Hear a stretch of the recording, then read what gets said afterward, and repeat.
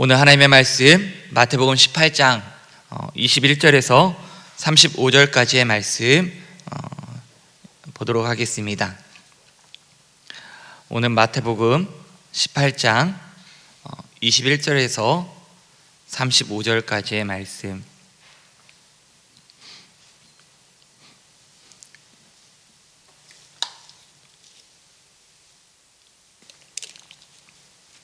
우리 천천히 합독하도록 하겠습니다. 그때 베드로가 나와 이르되 주여, 형제가 내게 죄를 범하면 몇 번이나 용서하여 주리이까? 7번까지 하오리이까?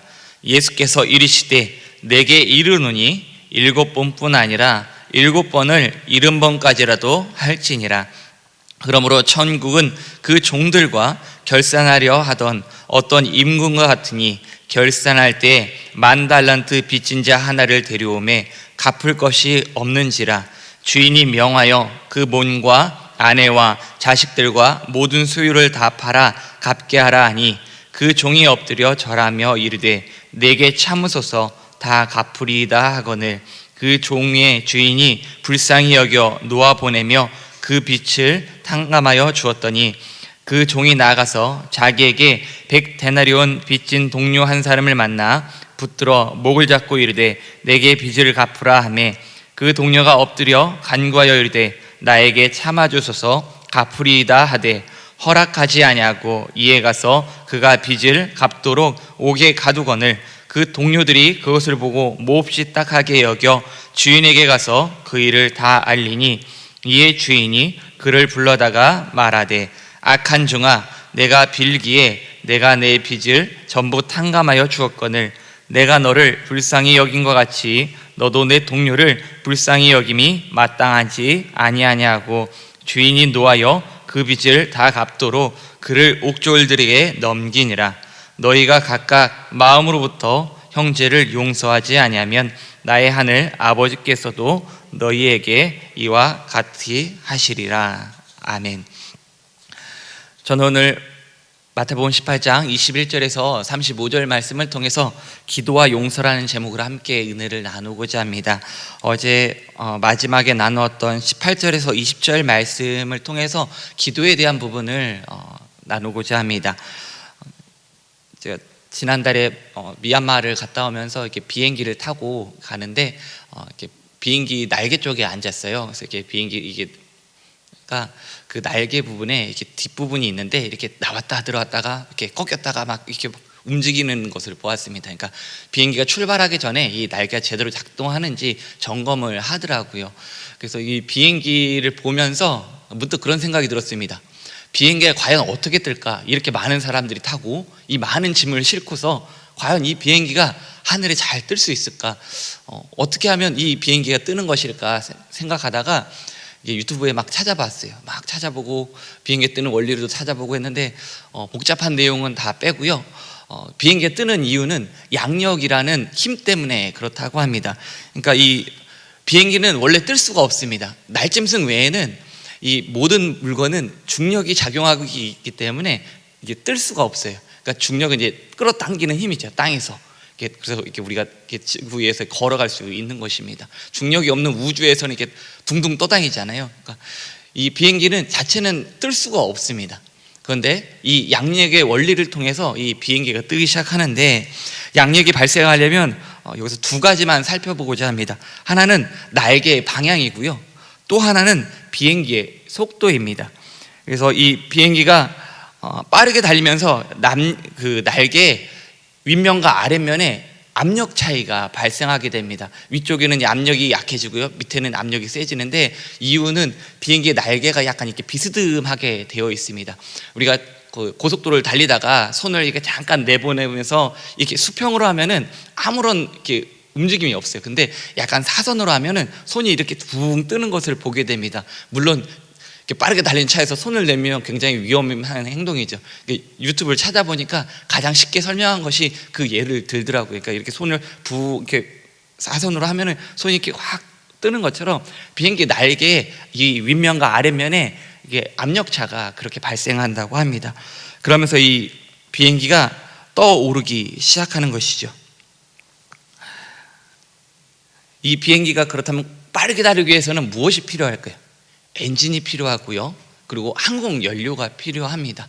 이 엔진과 연료를 태워서 빠른 힘으로 이 비행기가 달려나갈 때 비행기가 이 양력에 의해서 떠오른다고 합니다. 근데 우리가 이게 공중에 떠 있을 때는 비행기가 빨리 가는지 빨리 가는지를 느끼지를 못해요, 그 안에 있을 때는. 근데 굉장히 빨리 가고 있는 것이라고 하더라고요. 왜 이 이야기를 하냐면 우리가 기도하는 것도 이 비행기가 뜨는 원리와 비슷한 것을 보게 됩니다. 우리가 기도할 때 무엇을 바라보고 어느 방향을 보고 나아가야 될까요?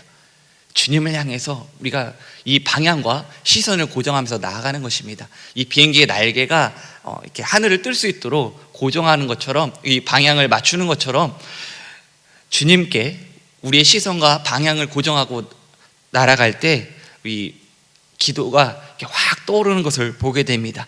근데 이것만으로는 부족해요. 힘이 필요합니다. 그 힘은 어디서부터 올까요? 말씀을 붙잡고 그 믿음 가운데 달려나갈 때 이 기도가 이렇게 돌파가 일어나는 것을 보게 됩니다. 땅에서는 이게 중력이 끌어당기는 것처럼 우리가 기도할 때 우리의 생각, 우리의 감정, 우리의 이게 두려움들이 끊임없이 우리를 끌어당깁니다. 기도할 수 없도록, 기도의 날개를 활짝 펴고 날아올 수 없도록 끊임없이 끌어당깁니다. 그리고 공중에는 어떤 것이 있습니까?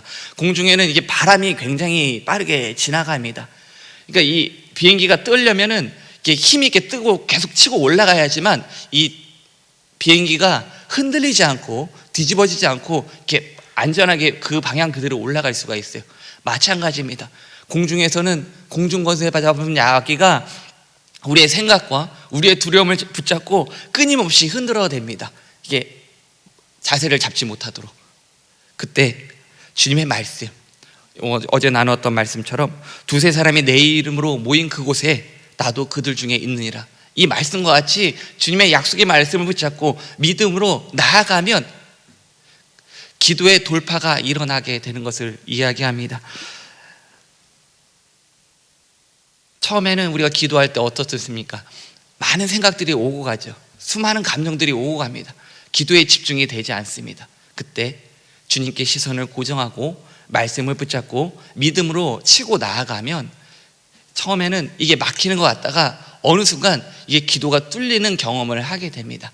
오늘 우리의 삶 가운데 기도할 때 한번 이것들을 한번 생각하면서 기도해 보시기 바랍니다. 왜 이 이야기를 하냐면 용서에는 기도가 필요합니다. 내 힘으로는 할 수가 없습니다. 내 의지로는 이 용서를 할 수가 없습니다. 왜냐하면 마귀는 끊임없이 우리의 상처와 내가 겪었던 아픔들을 건드리거든요. 그리고 나의 생각과 두려움은 끊임없이 끌어당기면서 이 기도할 수 없도록 방해합니다. 상처 안에 갇히고 우리의 경험 안에 갇히면 어떤 일이 벌어지게 되냐면 끊임없이 상처받았던 그 경험들과 그 시간들을 끊임없이 머릿속에서 계속 반복합니다. 용서할 수 없도록, 그리고 용서를 구할 수 없도록 끊임없이 반복하고 있는 것이죠. 그때 우리는 무엇을 해야 될까요? 주님께 손을 활짝 펼치고 뻗어서 주님을 붙잡아야 됩니다. 주님을 붙잡고 나아갈 때 우리가 용서할 수 있는 힘을 얻게 되는 것입니다. 오늘 본문 말씀에 보니까 예수님이 용서에 대한 이야기를 하십니다. 두 번째로 용서에 대한 이야기를 나누겠습니다. 21절에서 22절 말씀 같이 한번 읽어볼까요?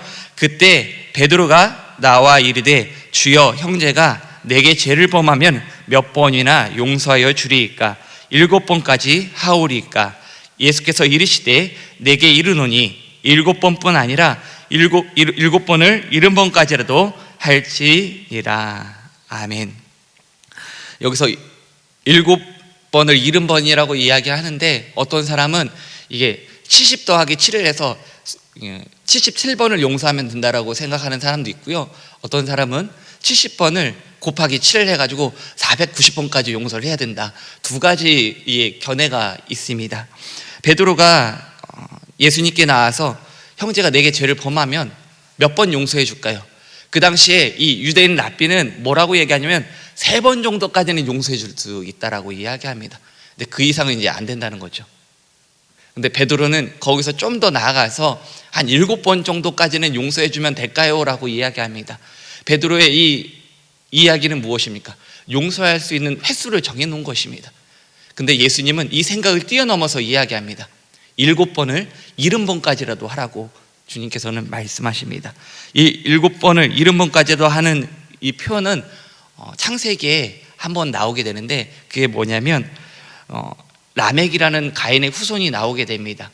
가인이 아우 아벨을 죽이고 나서 그 두려움이 있어서 주님께 간구할 때 이렇게 징표를 주시죠.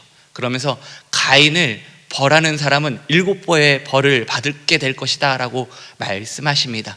그런데 후손인 라멕은 뭐라고 이야기하냐면, 자신을 건드리면 가인은 7배지만 나에게는 77배의 보복을 당하게 될 것이다 라고 이야기하는 것입니다. 예수님은 그때 그 이야기를 끄집어내서 무엇을 이야기하는 것입니까? 완전한 자비와 용서를 이야기하고 있습니다. 그러면서 이 한 비유를 말씀하시는데 23절에서 29절 말씀 같이 한번 읽어볼까요?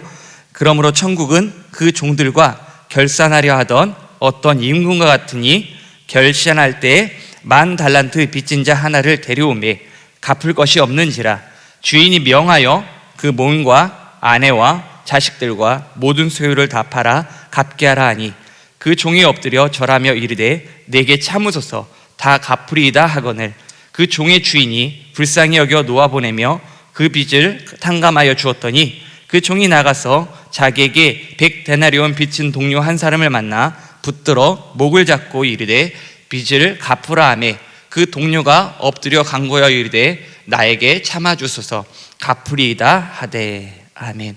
예수님께서 천국의 비유를 한 가지 이야기합니다. 임금과 이 결산하는 종들의 이야기를 하면서 두 사람이 등장하게 되죠. 한 사람은 10,000달란트를 빚진 자입니다. 그는 임금에게 그 빚진 것을 갚지 못해서 자신과 아내와 자식들과 모든 소유를 다 팔아서 갚게 하라고 임금이 명령합니다. 그때 이 10,000달란트 빚진 자가 왕에게 자비를 구하죠. 그러자 왕이 놀랍게도 그를 불쌍히 여겨서 그 빚을 다 탕감하여 줍니다. 그런데 이 10,000달란트 빚진 자가 일주일도 지나지 않고 단 하루 만에 나와서 길을 가다가 자신에게 100데나리온 빚진 자를 만나게 됩니다.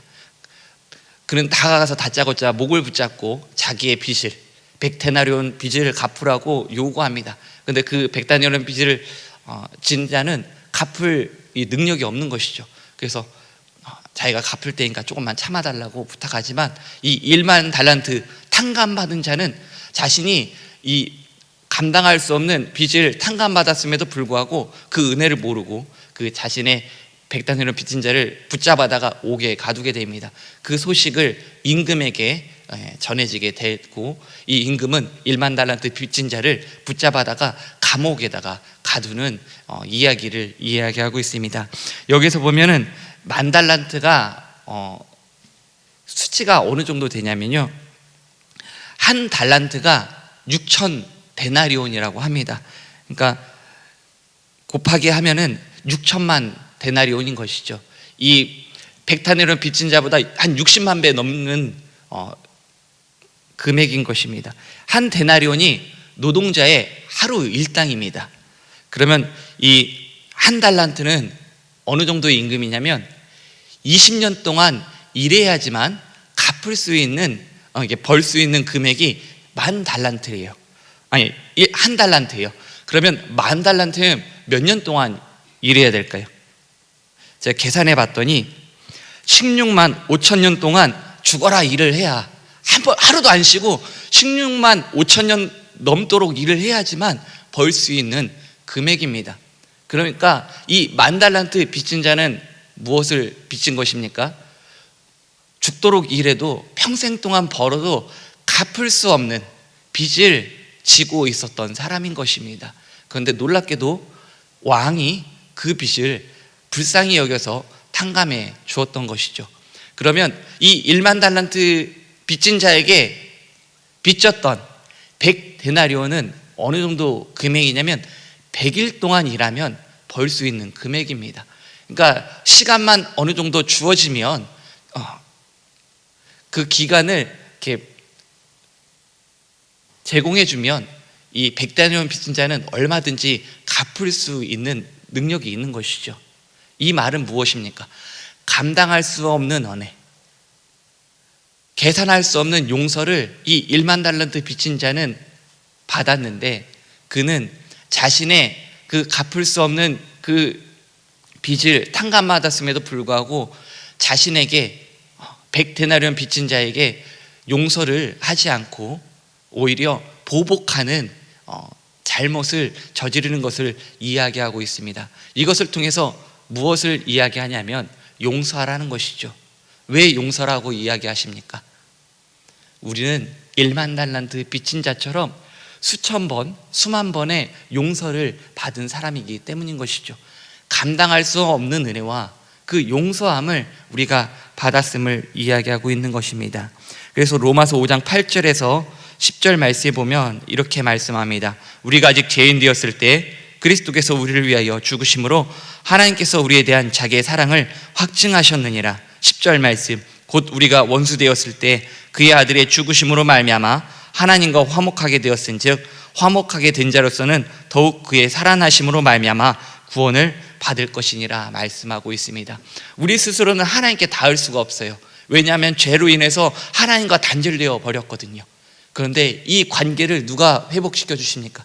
예수님이 자신의 생명을 들여, 자신의 몸을 들여서 십자가의 그 모든 고통과 모든 고난을 감당하셔서 우리를 위해서 대신 죽으시고 그 죄의 빚을 다 갚아주시고 청산해 주셨기 때문에 우리가 죄 용서함 받고 하나님과의 관계가 회복되는 은혜를 얻게 되었습니다.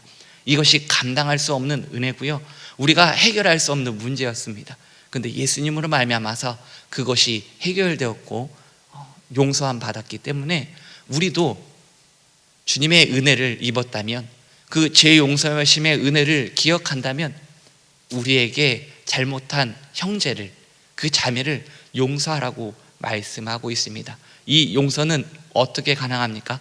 나의 힘으로는 할 수 없는 것이죠. 나의 의지로는 할 수 없는 것입니다. 그렇기 때문에 기도해야 되는 것입니다. 주님, 내 힘으로는 할 수 없습니다. 내 의지로는 할 수 없습니다. 그러나 주님의 힘 주시고 주님이 붙잡아 주시면 저는 할 수 있습니다. 제가 용서할 수 있는 마음을 주시고 은혜를 베풀어 주옵소서. 또한 용서를 구할 수 없는 두려움과 어려운 마음이 있다면 주님께 기도하시기 바랍니다. 주님, 제가 용서를 구할 수 있는 용기를 주옵소서. 그 마음을 부어 주옵소서. 기도할 때 주님은 그 기도 가운데 역사하여 주시고 붙잡아 주시고 용서를 구할 수 있을 뿐만 아니라 용서할 수 있는 힘과 능력을 더하여 주십니다. 우리는 주기도문을 통해서 늘 고백합니다. 우리가 우리에게 죄 지은 자를 사하여 준 것 같이 우리 죄를 사하여 주시옵고라고 늘 기도하고 있습니다. 늘 그렇게 주기도문을 암송하고 있지만 실상 우리의 마음에서는 용서하기가 굉장히 어렵고 힘들 때가 있습니다. 그러나 주님은 말씀하십니다. 팔복의 말씀을 통해서 이야기하십니다. 긍휼히 여기는 자는 복이 있나니 긍휼히 여김을 받을 것이라고 말씀합니다. 우리는 긍휼히 여김을 받은 자입니다. 그러므로 그 긍휼하심을 힘입어 우리도 남에게 긍휼을 베풀 수 있는 우리가 되기를 소망합니다. 누군가를 용서할 수 없을 만큼 미울 때 주님께서 베푸신 사랑을 기억하시기 바랍니다. 그 십자가의 놀라운 은혜와 사랑을 기억하면서 우리도 용서할 수 있는 우리가 되기를 소망합니다. 마지막으로 하나님의 긍휼과 은혜를 받았다는 흔적이 우리의 삶 속에 나타나고 표현되기를 소망합니다. 사도 바울은 갈라디아서 6장 17절 말씀을 통해서 이렇게 고백합니다. 이후로는 누구든지 나를 괴롭게 하지 말라. 내가 내 몸에 예수의 흔적을 지니고 있노라 라고 말씀합니다. 흔적에 해당하는 헬라어는 이 스티그마인데 종이 주인에게 예속됐다는 것을 이렇게 표현하는 것입니다. 그래서 낙인과 같이 구약시대는 이게 귀걸이와 코걸이와 같이 이 징표를 통해서 이 종이 어떤 주인에게 이렇게 속해 있음을 나타내고 있습니다. 사도 바울은 그리스도를 증거하면서 모진 고난과 어려움을 당하면서 몸에 수많은 상처와 흉터를 가지고 있습니다. 그러나 이 흉터와 흔적들은 다 무엇이면 내가 주님의 종입니다 라는 흔적이라고 고백하고 있는 것이죠. 오늘 우리의 삶에, 우리의 심령 가운데 죄의 용서함 받고 감당할 수 없는 은혜와 계산할 수 없는 용서의 흔적을 우리가 가지고 있습니까? 그렇다면 그 흔적을, 그 용서와 그 사랑과 긍휼하심을 입은 흔적에 따라서 우리도 용서하고 또한 나누고 베푸는 삶을 살아가기를 주님의 이름으로 축원드립니다. 용서할 수 있는 기도를, 또 용서를 구할 수 있는 기도를 하면서 우리가 서로가 서로에게 용서를 구하며 용서하는 것을 통해서 이 깨어진 관계가 회복되고 주님의 사랑 안에서 하나 되는 복된 은혜와 역사가 일어나기를 주님의 이름으로 축원드립니다. 기도드리겠습니다. 하나님 아버지, 우리가 살아가면서 여러 가지 상처와 사건들을 통해서 우리의 마음과 우리의 삶에 수많은 상처와 아픔을 겪을 때가 있습니다. 그것이 가까운 형제, 가족, 또한 믿음의 식구에게서 겪는 어려움과 아픔을 당할 때가 있습니다. 주님은 우리에게 용서하라 말씀하시지만 우리의 힘과 방법으로는, 우리의 의지로는 그것이 너무나 힘들고 어렵습니다. 그러나 주님께 기도하면 주님이 도와주실 것을 믿습니다. 주님 붙잡고 믿음으로 기도합니다. 주님, 용서할 수 있는 힘과 능력을 부어주시고 주님의 감당할 수 없는 은혜와 사랑으로 회복시켜 주옵소서. 또한 용서를 구할 수 있는 용기를 주시사 서로가 서로에게 용서하며 용서를 구할 수 있는 그런 은혜를 더하여 주옵소서. 이것을 통하여서 깨어진 관계가 회복되고 서로를 위로하며 서로 주님의 이름으로 하나 되고 연합되는 회복의 역사가 일어나기를 원합니다. 주님을 붙잡고 주님의 말씀을 의지하여서 믿음으로 기도하며 나아갑니다. 회복과 용서를 위해서 기도하오니 주의 은혜로 함께하여 주시고 성령님 인도하여 주옵소서. 오늘 베푸신 놀라운 은혜 기억하면서 주님께 기도하며 주님께 귀한 예물 올려드립니다. 이 예물 기뻐 받아주시고 하나님 나라에 귀하게 사용하여 주옵소서. 드린 손길 가운데 복의 복을 더하여 주시사 30배, 60배, 100배의 복을 더하여 주시고 차고 흔들어 넘치는 복을 통하여서 어려운 이웃과 나눌 수 있는 복을 더하여 주옵소서. 오늘 이 시간 용서할 수 없는 마음이 있습니까? 용서할 수 없는 사람이 있습니까? 또한 용서를 구해야 될 사람이 있습니까? 오늘 시간 주님께 기도하오니 주의 은혜로 채워주시고 함께하여 주옵소서. 예수님의 이름으로 기도드립니다. 아멘.